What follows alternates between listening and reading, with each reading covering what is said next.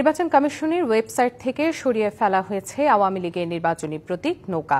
সকালে নির্বাচন কমিশনের ওয়েবসাইটে গিয়ে দেখা যায় নিবন্ধিত রাজনৈতিক দলগুলোর তালিকায় ৬ নম্বরে থাকা আওয়ামী লীগের নৌকা প্রতীকটি আর নেই। এর আগে মঙ্গলবার রাতে ফেসবুক পোস্টে স্থানীয় সরকার উপদেষ্টা আসিফ মাহমুদ সজীব ভুঁইয়া ইসির সমালোচনা করে প্রশ্ন রাখেন, অভিশপ্ত নৌকা মার্কাটাকে কমিশন কোনো বিবেচনায় আবার শিডিউলভুক্ত করতে আইন মন্ত্রণালয়ে পাঠিয়েছে। এর আগে নৌকা প্রতীকের তফসিলভুক্ত করার বিষয়ে নির্বাচন কমিশনার আব্দুর রহমানের মাসউদ বলেন, প্রতীক কখনো নিষিদ্ধ হয় না।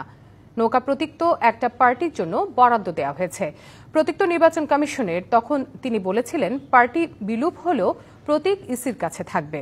এটা আবার আরেকজনের নামে বরাদ্দ হতেই পারে।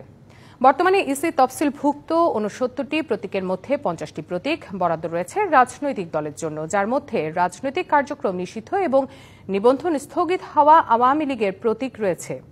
বাকি ১৯টি প্রতীক রয়েছে স্বতন্ত্র প্রার্থীদের। তবে নতুন তালিকায় আইন মন্ত্রণালয় থেকে চূড়ান্ত হয়ে এলে জামাতের প্রতীক, দাঁড়িপাল্লা সহ প্রতীকের সংখ্যা দাঁড়াবে ১১৫টি।